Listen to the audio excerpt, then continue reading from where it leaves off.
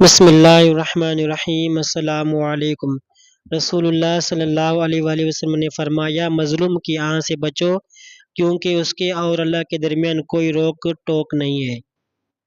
دانا اشارے سے سمجھتا ہے، سمجھدار اشارے میں بات سمجھ لیتا ہے، اسے بہت سمجھانا نہیں پڑتا۔ ایک خاموش پیغام۔ مظلوم کی پکار ایک کمزور کی طاقت پکار ہے اور اسے کہیں سے بھی مدد مل سکتی ہے۔ کہتے ہیں کہ یونان کے بادشاہ سیوس نے اپنے زمانے کے مشہور شاعر اور فلسفی کنتس کو خط لکھ کر اپنے ہاں آنے کی دعوت دی۔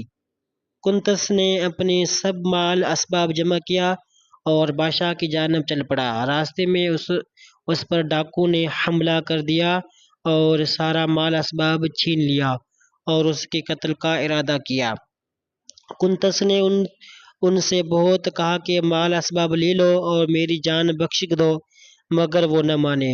اس نے کسی کو مدد کے لیے پکارنا چاہا مگر وہاں کوئی انسان موجود نہ تھا، البتہ اسے ایک کراکی، ایک پرندے کا نام ہے، اپنے سر پر اڑتے دیکھا۔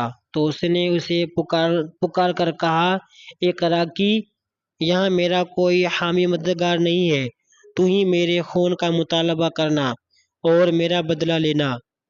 ڈاکو اس کی بات پر خوب ہنسے اور انہوں نے کہا، اس میں تو عقل نام کی کوئی چیز نہیں، اور جس میں عقل نہ ہو اس کے قتل کا کیا گناہ ہوگا۔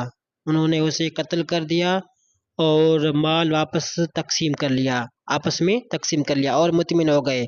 ادھر یونان کے بادشاہ کو خبر ہوئی تو وہ خود اپنے مصاحبین کے ساتھ جائے قتل پر پہنچ گیا اور خیمے لگا دیے گئے۔ ارد گرد سے بھی لوگ آتے اور تسبیحات پڑھتے۔ ڈاکوؤں کا گروہ بھی آ گیا اور وہ سب ایک ستون کے پاس بیٹھ گئے۔ اچانک گراکی نے آ کر ان کے اوپر اڑنا اور آوازیں نکالنا شروع کیا۔ انہوں نے اس پر خوب مذاق اڑایا کہ یہ کنتس کی خون کا مطالعہ کرنے آئی ہے۔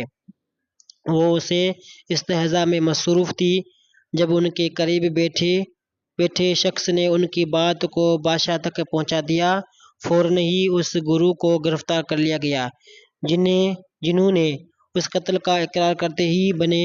یوں بادشاہ نے ان سب کو قصاص میں قتل کر دیا۔ جزاک اللہ خیرا۔